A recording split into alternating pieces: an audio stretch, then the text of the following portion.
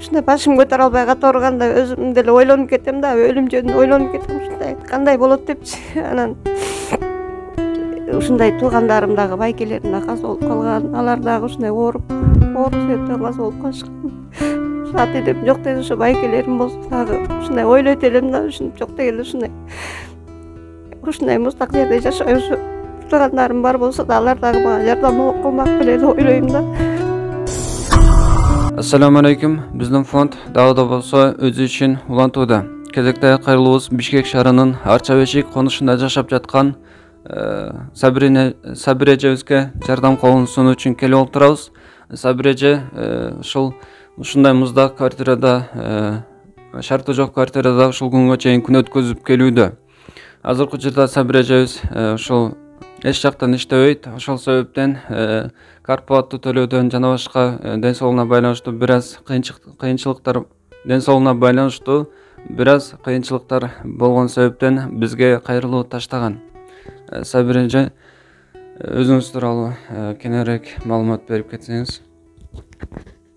Урматтуу кыргыз элим, урматтуу мекендештер, мен ушул негизи бул оорум азыр эле ооруп калган эмесмин. Ушу көп жылдан бери эле ооруп келе жатам. Ушу көп жылдан бери ушу ден соолугума байланыштуу мындай алым кетет, көп мындай жумуштарга жарабайм. Иштесем бир аз кичине иштеп, бирок мындай күнүмдүк кичине тамак ашыма жете турган кылып иштечүм да. Анан ал убакта жашыраак болчумун. Анан азыр кичине баягы жашым уже жогорулаган сайын баягы ден соолукка байланыштуу ошол жылдан жылга баягы ооруларга эч бир мындай дарыланып, эч жерде мындай лечение, курортто лечение, мындай бир жакшы лечение ала элекмин да. Анан ошого байланыштуу баягы айла жоктон эле ушу кыргыз элиме, баардык ушу бир туугандарга ошо кайрылуу жасап атам. Көп жылдан бери эле ушу ата энем көз өтүп кеткен, бир туугандарым, байкелерим да көз өтүп кеткен.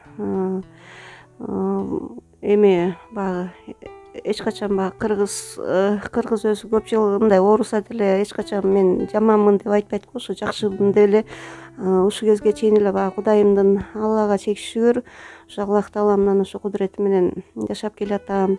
Бул убакка чейин деле эч кимден жардам сурап көргөн эмесмин.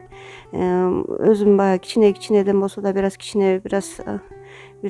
убакытка кичине бир 1-2 саатка кичине ушундай жумуштарды кылып, жандан ашка өзүм дагы көп мындай жумушка жарабайм. Ушу көп жылдан бери эле ошо 1 степень недостаточно митрального клапана, ошо жүрөккө 21 күн сайын укол алып туруш керек.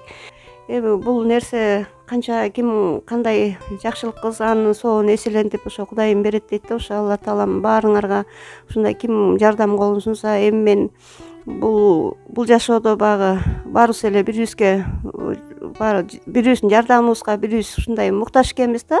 Бирибизге мындай мусулман бири-бирине бир тууган дейт, ушундай ким канча жакшылык кылса анын соогун дейт, ушундай акыреттен ошондой соогун көрөт дейт да, кандай жакшылык кылса дагы. Эми мен баягы ушундай туугандарым дагы, байкелерим дагы каза болуп калган. Алар дагы ушундай оору себептен каза болуп калышкан.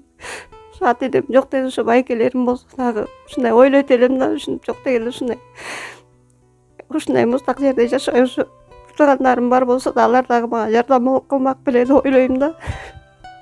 Кээде ойлойм ушу алардын дагы ушундай Алла Таалам эми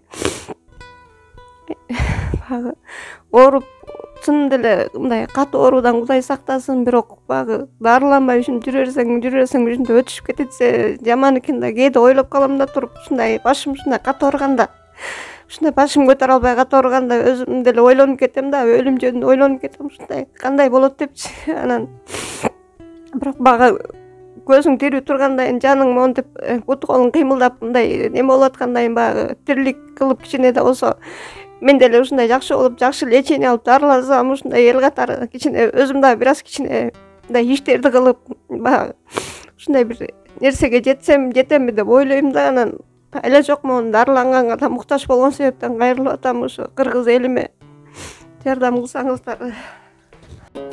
Жетимге камчы көтөрбө, жесирдин отун өчүрбө, жалгызга камчы көтөрбөң, анан жардынын отун өчүрбө.